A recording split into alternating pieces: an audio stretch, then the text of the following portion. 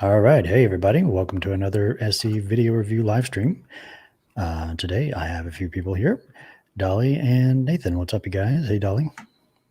Howdy, howdy. Hey, Nathan. Howdy, Nathan. Good to see you again. What's up? Everybody, hope you had a good election night last night. Oh, yeah. It's been a crazy 48 hours, but I'm ready to do this. Let's do some SE review. Yeah, let's jump right into the video. This is a video where I did a compilation. I took 3 of my old videos. I don't think anyone has seen these before, unless you watched like the Politicon live stream, like it was like 6 hours or something, and 2 other ones that I just found in my backlog. So here we go. We'll just review these, and feel free to pause at any time and give your thoughts. Here we go. Oh, the coffee maker is doing something. I think it's cleaning itself. Right. Here we go. Is there anything you feel really strongly about that you've been wondering about? I'm really strong about representation in politics. Representation in politics. Yes. Okay, we can talk about that for a minute. Okay. How long you want to chat about that for? Like 5 minutes? It doesn't matter to me. We'll try 5 and see how it goes. Okay. Okay, cool. Representation in politics. Mm-hmm. What does that mean? Just representation for everybody in politics. If you're a citizen, then you deserve an adequate representation in the political sphere. Okay, so what I'm hearing you say is the U.S. has certain demographics in certain proportions, and the United States political class should equally represent the United States population. Like how it's majorly run now by like white males, like white males that make up our whole population, or even like the majority of our population. Mostly white males. Yes, they make up a large portion of our like political sphere. So I think there should be more women there, more people of color there, more people of different religions there, stuff like that. Okay, so ideally we would see half women at least. However, it proportions out to our population as far as the U.S. goes. Okay. I think the Senate has 2 senators from each state. I think what I'm trying to do is probe the limits of the belief. If that's a technique from the book, I think that's what I'm doing here. Should it be required? This was last year. I think the book had just come out the week before, or maybe I'd only seen like a sneak PDF preview of the book at that point. But yeah, I'm trying to think of the techniques from the book as I went to this conference. So I was trying to practice. State? I think if they want to adequately represent that population of half of its women, then I think that should be so. We should require at least 1 senator to be a woman? If they can fulfill the job, good, then yes. Okay. All right. And how should we go about getting this representation? I think as far as encouraging women to do politics and encouraging people of color to do politics, kind of letting them spring up on that platform further, stuff like that. Encouragement? Yes, definitely. How would we go about that? I think starting young in schools and stuff like that would be of a big help. Showing that they can do it, bringing up people as examples for them to do it, stuff like that. Okay. So the more encouragement we see in schools, the more people would go into politics. Definitely, and then that would be examples. And then I think it'll kind of backpedal off of that because you get it started with the representation, and then I think it'll just go on to the youth because they have an example to look up to. Okay, cool. Let's question the premise of the whole thing. Okay. What's good about representation? It makes. I probably should have tried to tease out the value that this belief was based on, and I think representation is the claim. But what is the claim? Representation in politics. What is the value that the claim is based on, and why that value is good for this thing? Yeah, from what she said, I heard fairness, because people deserve representation. So this is the fairness to the voter argument I'm hearing. Not the only thing. Gotcha. It might be nice to ask, how does this belief inform your behavior? In other words, how do you act on this belief? Does this inform a particular behavior, or does this inform the way you go through life in some way, or the way that you vote? And in what way does it inform that behavior? Would be like a way to expand on that. Yeah. Cool. So far I've heard her say, remove restrictions, remove disinclinations, allow these things. These aren't very positive actions. They're sort of a passive action or Right. a change where there's a perceived active discouragement, that kind of thing. Yeah, it's like alleviating also some kind of oppression. I would assume like this, like the outcome of the current demographics in the political classes due to some type of discrimination, and that is a form of oppression, I would assume. So maybe that's a part of the value system of the belief. All right, let's keep going. Wanted the youth because they have an example to look up to.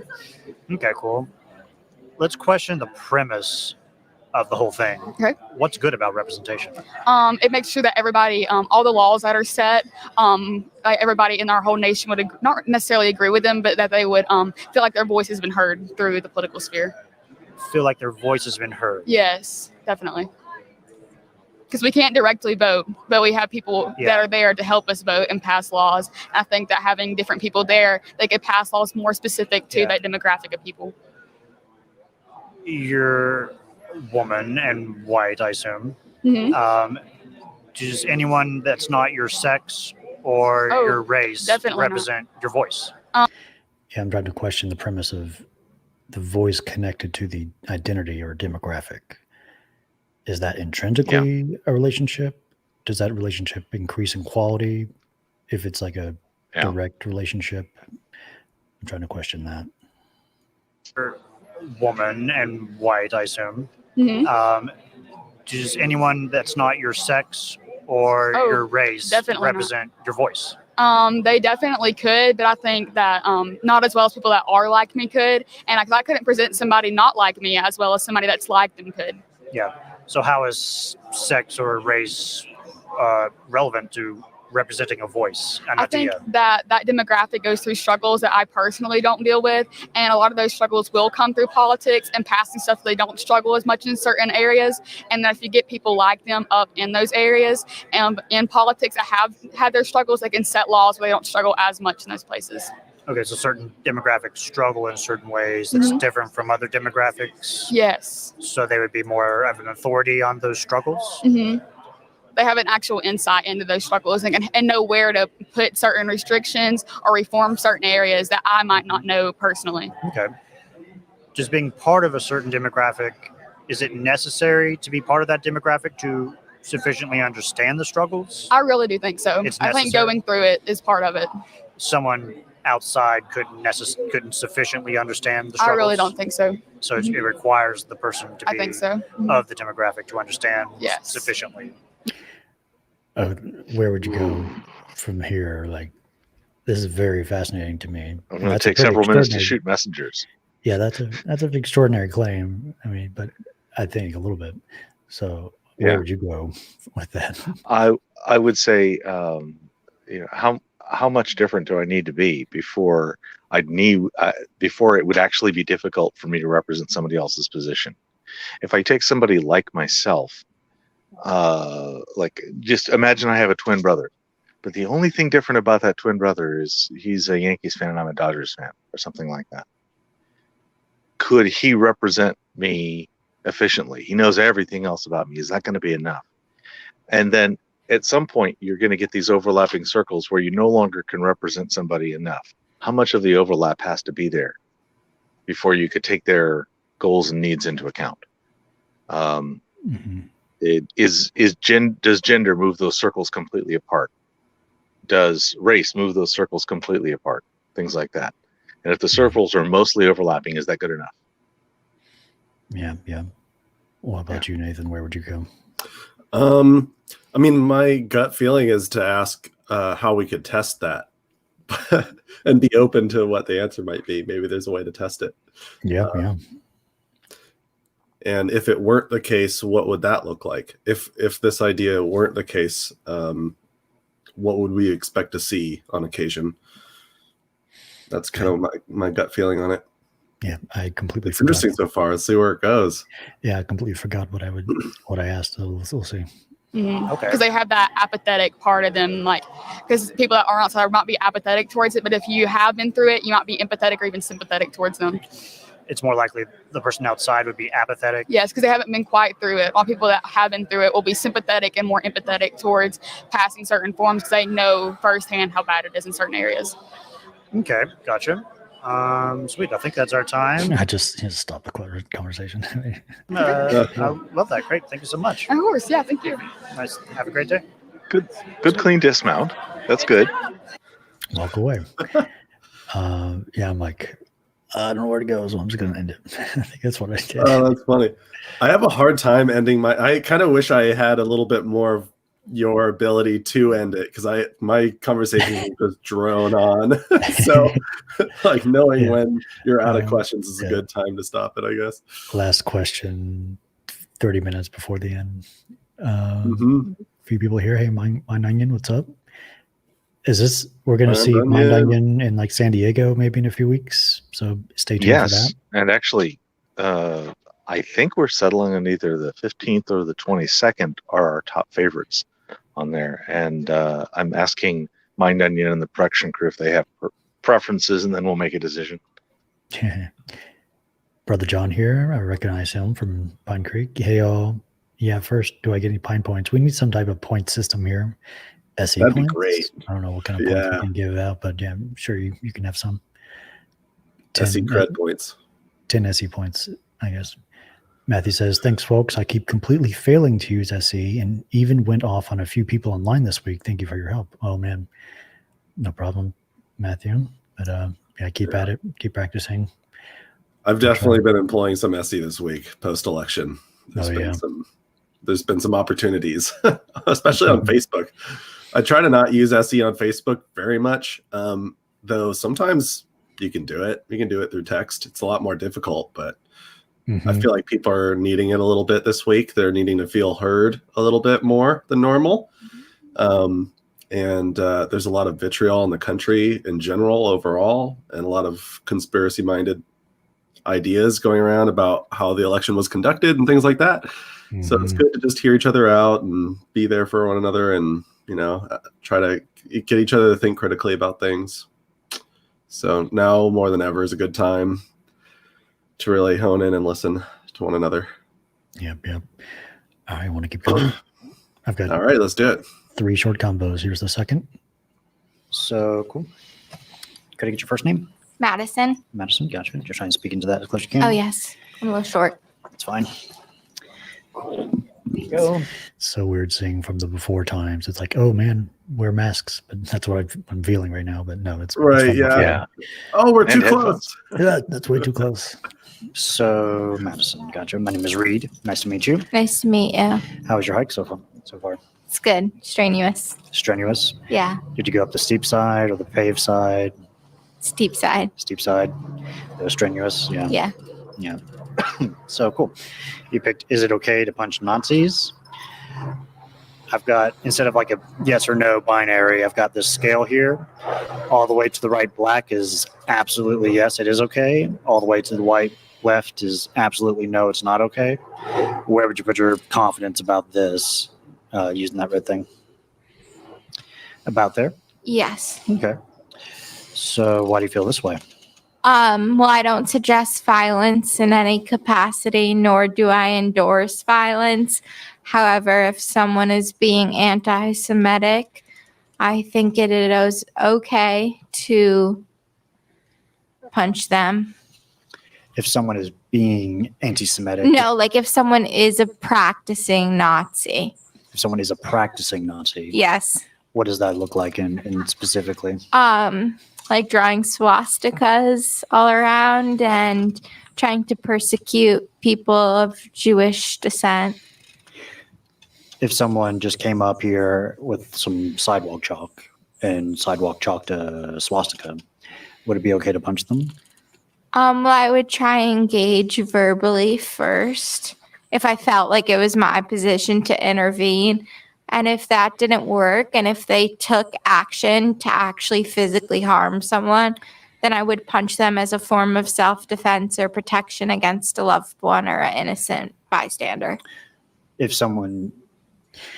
I'm detecting a lot of nervous energy right now, and I would try to build rapport by just repeating back and making sure she knows that I understand her position. Right now, I'm just asking a question immediately after her response, so that's probably something I could do better.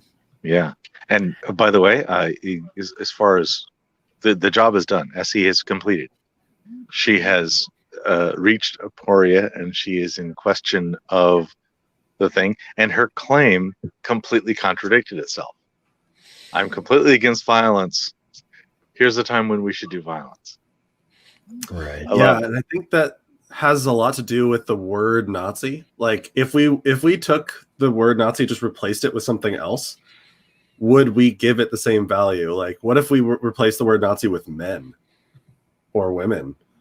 Would that have the same, well, it depends on the situation sort of thinking behind it? Would it be on the same place on the scale? I mean, wouldn't it depend on what the Nazi is doing or how we're interacting with the Nazi? And that would open up the floodgates to what we mean by it's okay to punch a Nazi. What does that statement mean? Yeah. And what is the goal in punching a Nazi? To like just get them away, or to help them rethink their views? What's the goal with that? Mm-hmm. How well is this method going to get to your goal of helping a Nazi? Because that's what they needed to know, how bad their face hurt to stop being a Nazi. Yeah. All right, let's keep going. Harm someone, then I would punch them as a form of self-defense or protection against a loved one or an innocent bystander. If someone took action to physically harm someone. Yes. Is that all Nazis? No. No.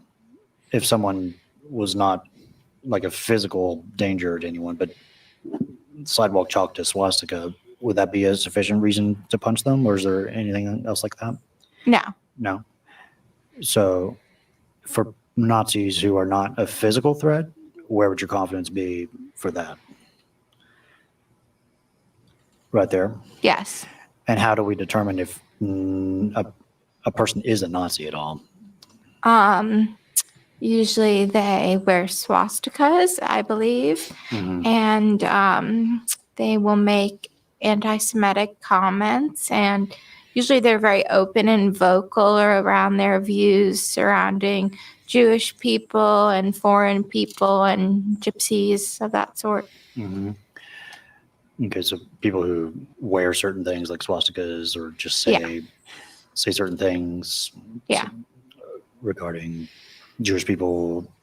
Well, they could be anti-Semitic and not be a Nazi. It's possible to be anti-Semitic and not be a Nazi. Yes. Mm-hmm. Nazis, like, to me, is the extreme. The extreme. Yeah. Okay.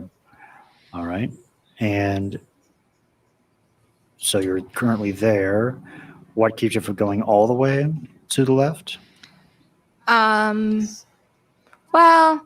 because there are still... I think I'm giving away my position at this point. Like, I'm pushing her, but a little bit. But yeah, with my question, like, this is teetering on the edge of like trying to persuade someone, I think. So I don't know how I could do better with this.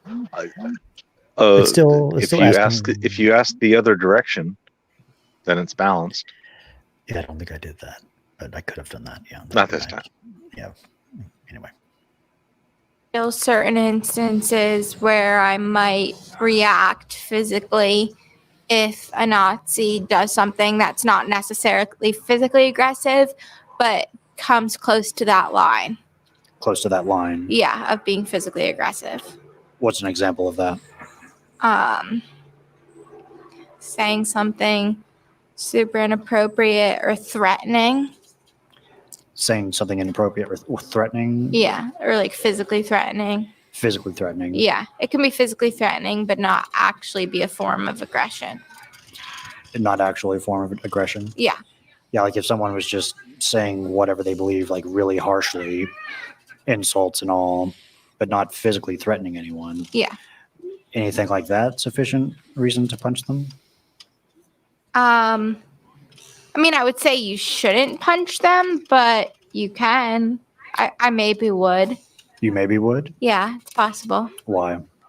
Because sometimes it's hard to stop reactions, so I might react and punch them, and I'd probably regret it because I don't endorse violence and I don't practice violence, or I try not to.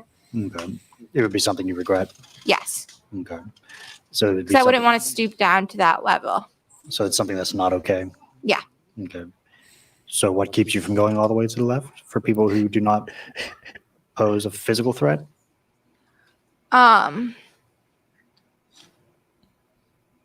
Well, I guess I was saying more in my experience, I maybe would punch them. But like if you're gonna punch anyone, I feel like it'd be okay to punch a Nazi. Although I don't suggest punching anyone.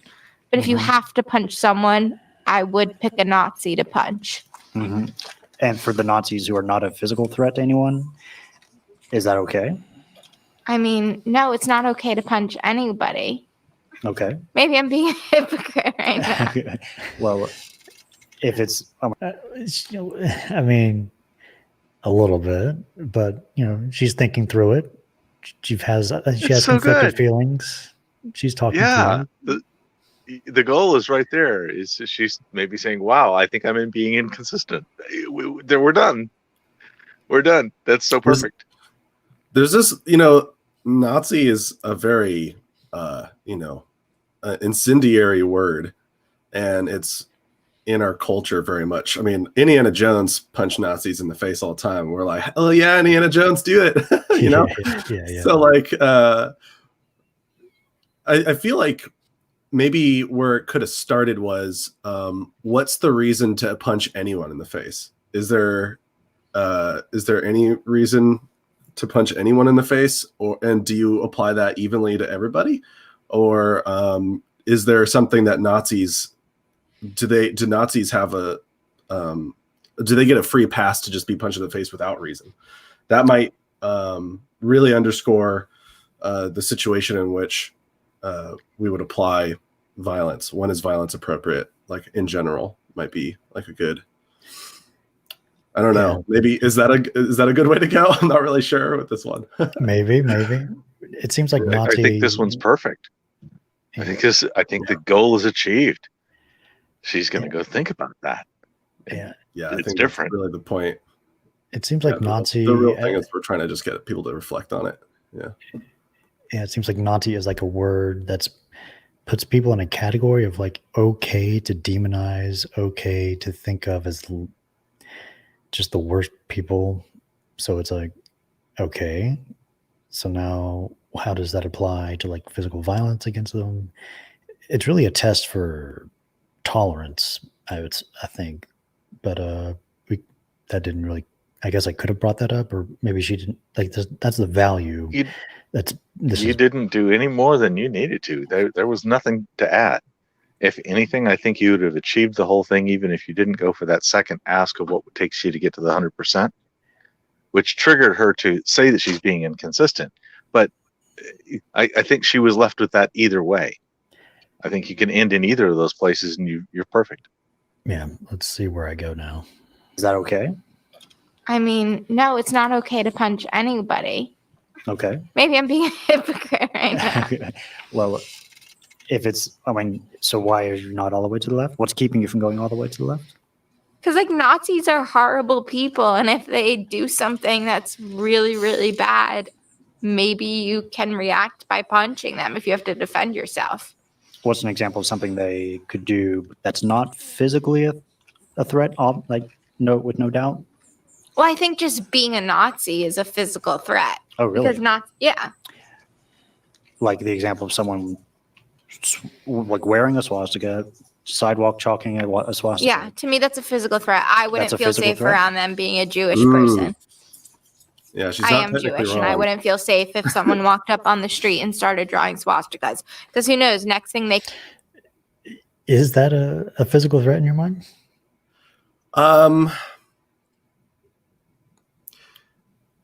It's that's on the using line. the memorabilia and stuff like that. I mean, I can see it as an attempt to intimidate, or maybe in the minds of a Nazi, it's not. Maybe in the minds of a Nazi, like a neo-Nazi today, they don't see it as intimidation.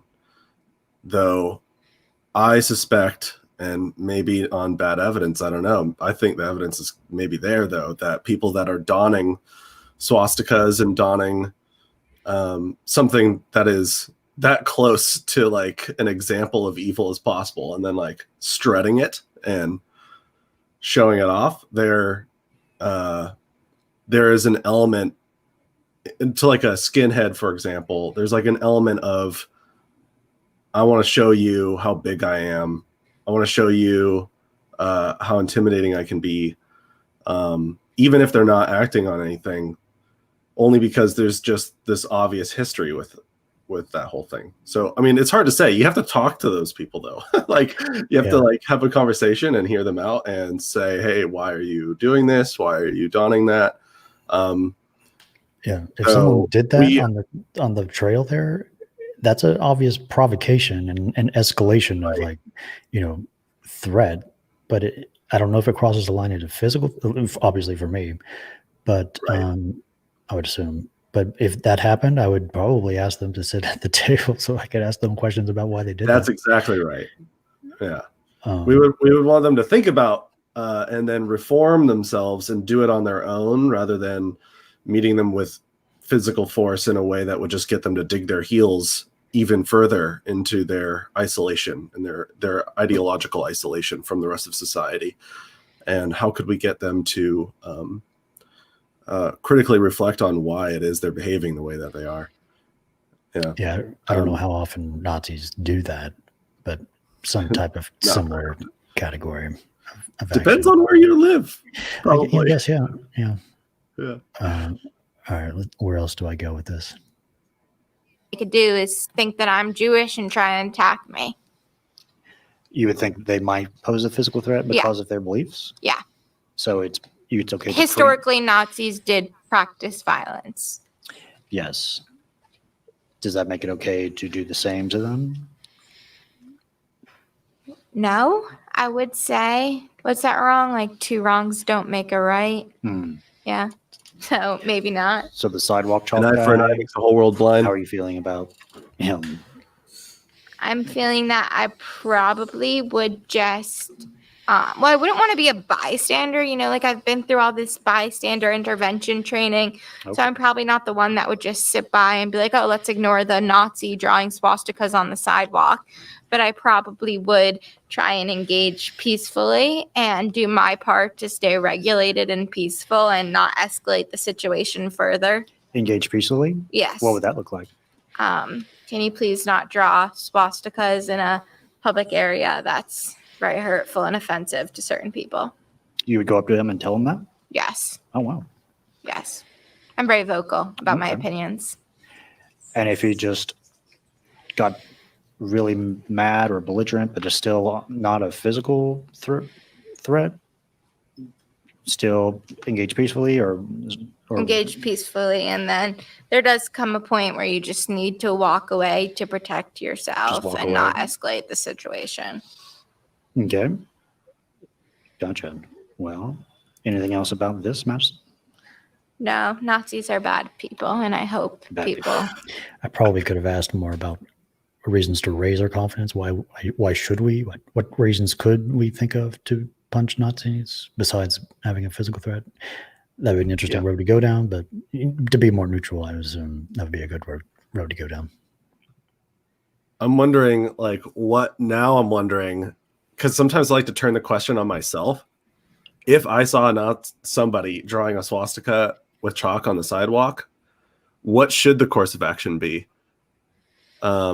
Maybe the claim itself is like setting up a dichotomy that we aren't actually thinking, but we're just landing on an answer. Yes, it's okay to punch Nazis because that's the way our language works and how the language has worked with history and in our cultural understanding. But maybe in a more practical setting, like a what would we do sort of scenario question. Like if you saw somebody do that, what would the best course of action be? And turning the question on myself. Yeah. Hey, you with the chalk. Myself, like, what do you mean? Hey, you with the chalk. Yeah. Yeah. What does that symbol mean to you? And what do you mean to say to us by putting it here? If I'm brave enough, if I'm feeling up for it, and if I feel like I have my mental faculties and I'm ready to potentially engage with a potentially dangerous person, I would like to think that I would not be a bystander, and I would walk up and I'd be like, hey, I see you're drawing a swastika there. Do you mind if I ask you a couple questions about that? You know, Yeah. but like, would I really do that? I don't know. I like to think that I would. I would also like to think that if my reaction was to just tackle a person and start punching them in the face, would that really do any good in the way that I want? Like, because I would want there to not be Nazis. That'd be ideal. Yeah. So the way I would go about it would be one in which, you know, the SE approach, get them to think about what it is that they're doing, whether or not they think they're causing good or bad, and get them to kind of lay out their ideas on the table and break them down.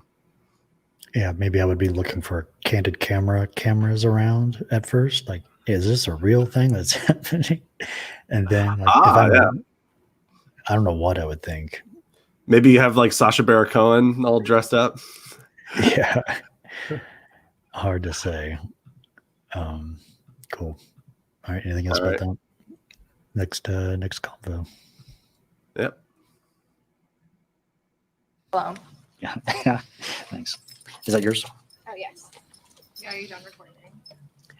Yes. Okay. Could I get your first name? My name is Johnny. Johnny, Yeah. Johnnny. H-N-N-Y. Gotcha. Yeah. Cool. And how's your day going? It's going good. I'm a volunteer here today for the mission, so I'm just right here with the music in the Are you church. part of the mission? What is going on over there? What is? Yeah, this is at Venice Beach, and they had this huge stage going on, like a huge, maybe 200-person seat concert, and like a bunch of barbecue things set up. So it was a big party over there, and he's saying it's with this church. You know, Cool. you can Just come, church? Yeah, if you want to get invited to God, you know. If you want to be invited to God. Yes, this is my first time on the interview. Let me get that straight. Okay. I'm here for a homeless shelter. You know, I work at the homeless shelter. I actually sleep there as well. So, Okay. You know, I volunteer and everything. So Nice. we're just having barbecue and food. That's the same thing, huh? Wow. Food, barbecue, just a big party, Yeah, big party, man. concert big and party. everything. Appreciate it. Sweet. So you chose, is abortion murder? I like to get a sense of people's confidence about things. If all the way to the right, black is absolutely yes, it is, or all the way to the white, left is absolutely no, or you can. I would say 50-50 because 50-50? I don't have the right answer. It's just my opinion. Just your opinion. Why do you feel this way? Okay, because I believe in God. Actually, the reason why I chose this one because abortion, they say is murder, but I heard that every child that you abort is waiting in heaven for you. So actually, once you get to heaven, all those children that these women, you know. It's interesting how the context and the situation maybe primes a person to respond in a certain way. I think you had other friends like just, you know, nearby watching. So like this is a socially, you know, relevant situation. A way of signaling to the friends. Possibly. Like these see are the that. things I think of. But anyway. What the situation was, no matter what it was, their child will be in heaven waiting on them. Somebody in their family or a guardian angel will be there taking care of the baby until they get there, and they will hand the baby to them. So what I mean to say is, since even if women do abort I don't know what the word to say is. unborn babies, Okay, they will end up in heaven and they'll be waiting there for the Yes. mothers regardless if they abort or Yes. have them their entire lives. Yes. So in the end, for most of people's lives, they'll be in heaven and with the child anyway. Yes. So on life, it's not that important so much. Life is just a learning experience. This life on earth is just a learning experience. Because majority of the people here, they only care about money. And you have to care about people's feelings, what's really going on in life. You know, you got to see through the BS, man. You know, a lot. So here's kind of an out of the box question, and it might not be, this might be teetering on kind of like eking outside of the box that the interlocutor is in. And maybe that's not a good thing, but I would like to know whether or not he said life is a learning process. So I'm wondering if all life is a learning process. Does that apply to animals too, and trees and moss and everything else? And if so, does that mean I'm going to see my pet dog in the afterlife as well? And if I do see my pet dog in the afterlife, then is it okay to eat meat? Like, can I go to the grocery store and get meat, or can I buy dairy products, that sort of thing? That kind of opens a whole new world of like, but that's how these things are kind of connected. Yeah. Is this just for souls, or where does life? Yeah. Where's the overlap of life and souls? Right. And what doesn't have souls? Are there things that are life but no souls? And if that's the case, do we give some things in life an exception and other things not? And why would that be? And that would be like a fun area to explore, not just outside of the human experience. So because abortion is often about the human experience. So I'm wondering if it goes out even further. If we think that an unborn fetus is a human life, are human lives animal lives? And if human lives are animal lives, then do we eat? Would we give ourselves a pass to eat animals? Or I don't know if that's going down the same road.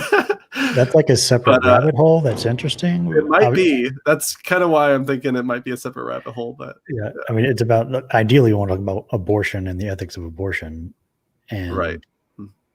That's kind of tangentially related because of the soul aspect.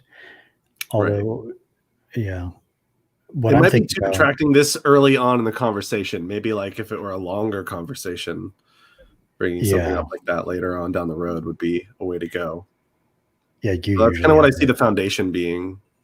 Is the soul is the foundation for why this belief is upheld.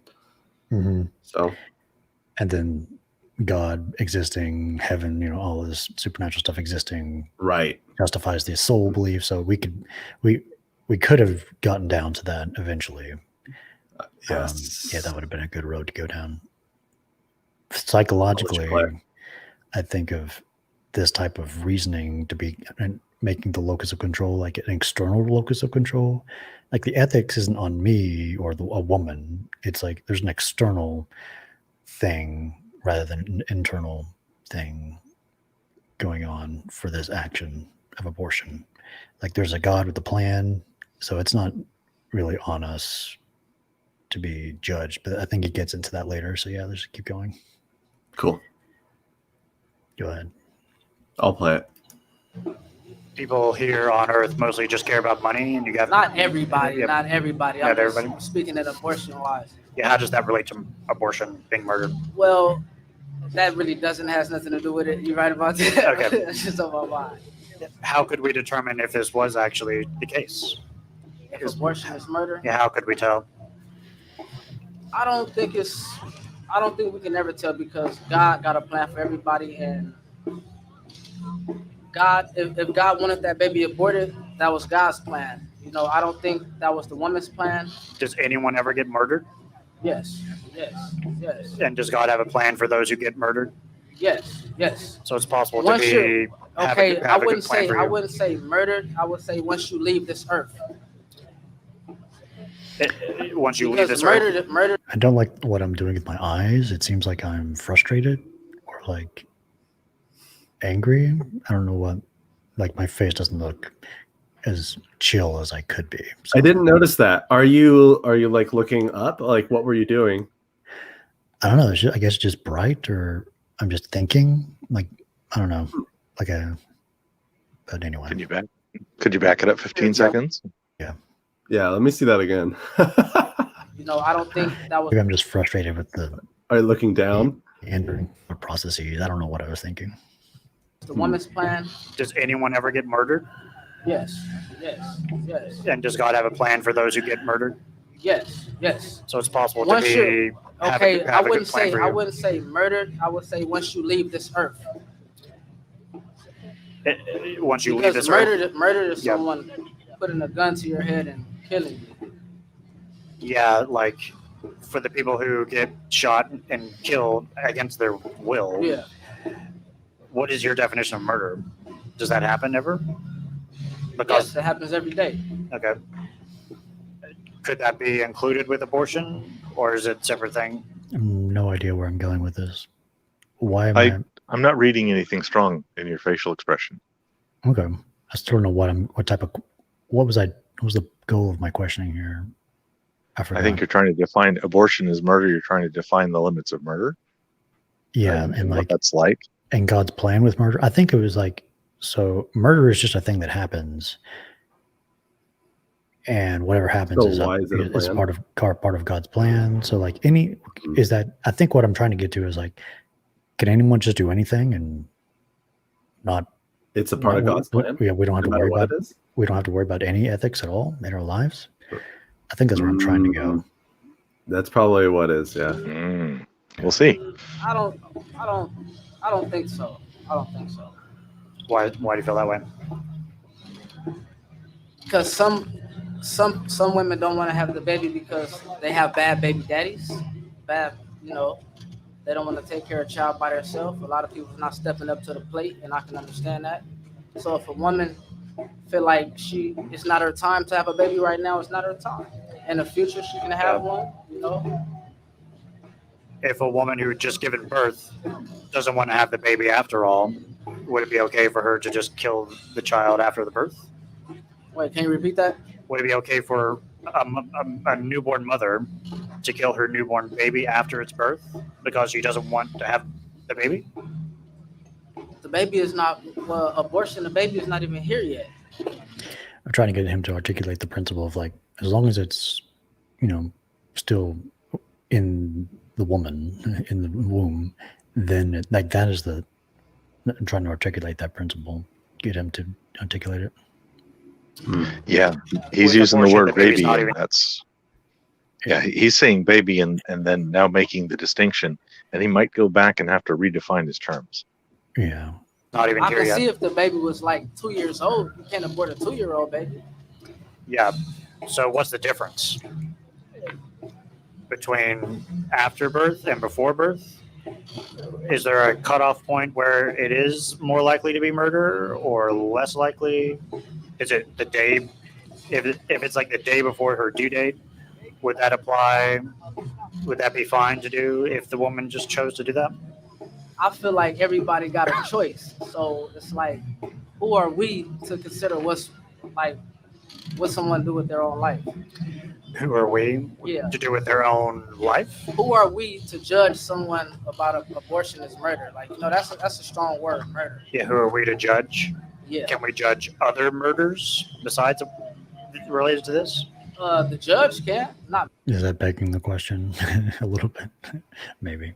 No, I think it's just fine. I think you're directly. He's waffling about whether it's a definitional thing, whether abortion is murder, and you're just going right down the steps. So what about other kind of murder? Is that vague as well? Yeah. Okay. Not me.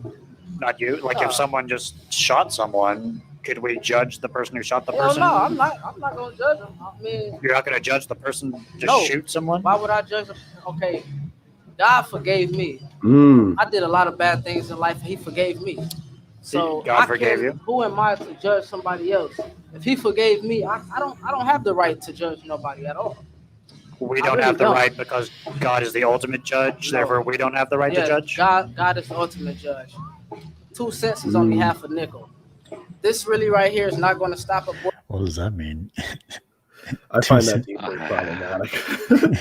On a broad scale, if we apply that on a broad scale, yeah, I can see that being deeply problematic. I'd love to continue probing the limits of this belief. That would be fun. I think I do a little bit more, so we'll see. God is the ultimate judge, therefore we don't have the right to judge. God is the ultimate judge. 2 cents is only half a nickel. This really right here is not going to stop abortion. It's not going to stop nothing. This is just stuff for people to see, get advertised off of. We can't stop nothing, man. It's a baby getting aborted right now. It's someone getting killed right now. It's a car crash right now. It's a party right now. Yeah. Should we This is life. try to lessen those types of things, Uh, or just not judge that? do you know the future? So if I was standing Yeah. right here with you, and if I just, did you know if I was going to do something, I can't stop it. You know, I can't stop the world. You can't stop. No, I can't. I'm gonna try. If someone had like a gun to someone's head around here, would you try to stop the person No, with the because gun? I don't have a gun and he's going to shoot me. Why would I do that? If True. like a man was trying to attack a woman, Yeah, yeah. would you yeah. do anything Yeah, about that? of course. Why would you judge the man trying to attack the woman? Because he's not going to shoot me in my head. I don't want. It's called not making dumb decisions. Where I come from, I'm born in Compton, California. You know, I'm not going to walk down the street if there's 10 guys hanging out with guns down there. You know, I'm going to go the other way. You know. But the principle of All right, so here is when I would say, when is it a good time to intervene in something that might where wrongdoing is happening? If you see wrongdoing, is there ever a time when you should intervene? And what's the criteria for that? Yeah. How do we determine when it is appropriate to judge? Is it ever a good time? Is it possible to judge? Like, is it possible to ever have a good time to judge in life? I don't know how to say that, but yeah, something like that. And you already found it. He already hit it. I think you'll. I heard this before, so I'm cheating. You already found it. It's the sex. It's the women. Yeah, it's coming up. We'll say. Yeah, you brought that up. of not judging. If a man tried to attack a woman, should you just refrain and not judge, or should you intervene? I'm going to intervene. I did it before. Women is So different. there's some situations where you should intervene. Yeah, the one I'm not going to, that's like if someone's robbing a bank, I'm not going to walk into the bank and try to stop them from robbing the bank. Could it be possible in some instances of abortion we should intervene just like other instances? Wait. Hey, now I see why people in interviews be walking out on interviews. This is my first interview ever, and I see why everybody be walking out on interviews, man. Hey, I like this though. You like it? Yeah, I like it. So there's some instances we need to intervene. And I do music as well, man. Can I do some music as well? We're gonna that's our time anyway. Okay, all right. Thank you. Any other God bless. Stay strong. Thanks. Follow Jesus. Thanks, Johnny. All right. Thank you. I appreciate it. Hey, can I find this on YouTube? Maybe if I decide to upload it. Okay, you have a good one. Thanks. Here's my card. Okay, thanks. There you go. All right. Yeah, found it. Yeah, I'll often tell people that I'll send them the audio if they reach out to me, because I find that when we listen back to ourselves explaining what it is that when we're being challenged with tough questions, and it's good to give it a second go, even for the interlocutor. I sometimes listen back to my own interviews a second time. I mean, I've got hundreds of interviews. I don't post to the internet just because I find it to be a learning process for me to come up with better questions. And a part of the experience is almost like a gift. Like you're giving them something, an audio recording of an interview where you had this really interesting, unique encounter, and you broke down this really complex idea and all of its component parts. And now you get a second chance to review it and come up with better things for next time. And so I feel like there's a review process that I like to give to my interlocutors. Even if I don't post my content on the internet, it's nice to just send them a small file through a Google Drive or something like that, so they get a second chance to go over it again. I feel like there's another chance to reform our process, like our way of thinking, just by hearing it a second time. It's really weird hearing yourself too. So I find it to be useful experience. Yeah, I guess that's the advantage of having something too, by the way. He said something. Looks like this bottoms out in Protestant theology. We're all sinners. There's an age of responsibility, so they all go to heaven. It's a consistent take, but one I don't see often. Yeah. It's like a coherent, internal consistency maybe, but maybe externally a little suspect. Joshua says, "Good day, youngin." Thank you, Nate. Appreciate it. Yeah, good stuff. Yeah, I guess that's the advantage of also streaming, and with Twitch, I can make little clips and share it on my social media. So whoever I talk to, if I tell them to take a card, they'll find their conversation on video to watch back and share. So that'll be cool. That's good to see. Yeah, it's good that you knew when to end the conversation. It sounded like it was. Some people do get uncomfortable thinking critically about the consistency of a lot of their value claims, and this is one of those that's tough. I mean, abortion's a tough issue, and you guys had a pretty cordial, smooth conversation. No real major bumps in the road. And then at the end, he kind of was like, I can't take it anymore. So you found a good time to end it, which is great. And then I just like send that back. And then hopefully he gets a chance to review it again. Hopefully. Cool. Interesting to see if there's a second go at it. Yeah. If we second conversations are almost always the best. Yeah. If we ever go back to Venice, maybe we'll see him again. That was in Venice? Yeah, sweet. Yeah. Matthew says he might have walked off when he saw his idea flipped, but at least he was smiling. Yeah, he was still smiling, still positive experience. That's good to see. The key is just not telling anybody that they're wrong, just going with where they're going in the conversation, asking them questions to get them thinking about it. That was great. That last interview was really entertaining for me. I like that one. Mm-hmm. Yeah, so I think this is a good format for like just going back into our backlog and just finding stuff we're probably not going to upload, but just maybe something good to have people comment on. You can just take out, if it's a long interview or a conversation, just take out the 10 minutes, 15 minutes. That's the most interesting. And make a little compilation clip and send them to me. I might add some of mine. And we'll just keep doing this as a weekly thing. I like it. Yeah, man. I'm down. I got an interview that I'd maybe I need a second look at it, but somebody says that we should do away with all politicians, and being that we just got done with an election where I think it was something like 150 million people voted or something like that. Might be a good idea to post that now. It's a timely issue, so that could be fun. Sweet. That's that sounds interesting. Yeah. And Dali and I should be back on his channel, my Twitch channel, on Tuesday for another Live in the Park SE. Hopefully we'll get some people to sit down at some point. We might practice our busking or just, being more. Yes. I'm trying to learn to Quinn better. Yeah. Join the Street Epistemology Discord if you haven't already. You can pose your questions there live during the interview. It's pretty cool. If you can think of a question that we're not asking, you can send it through Discord, and then sometimes we'll read it off during the interview. It's a really unique way of putting a bunch of different brains together to help understand ideas out in the real world. I think it's really cool that you guys are doing that. And follow my channel. I'm Abstract Activist. Yep. Mm-hmm. Yeah. Joshua says, review some modern day debate videos. There is that section where the people are kind of having a conversation with each other in the middle, but there's still debate, format. There's still like an audience watching. It's still mainly just winning, trying to score points against the person. If you find something interesting that's sort of, where they're trying to talk to each other, like, but feel free to send a link or something that we may be able to do it. One thing I've been itching to review for a while is and Pine Creek already did a review, so maybe we don't need to, but there was a bishop that came out with a video where they were breaking down the manual for creating atheists book that was written 10 years ago or something like that. And I would love to just have a breakdown video where we ask questions to better understand his understanding of what SE is.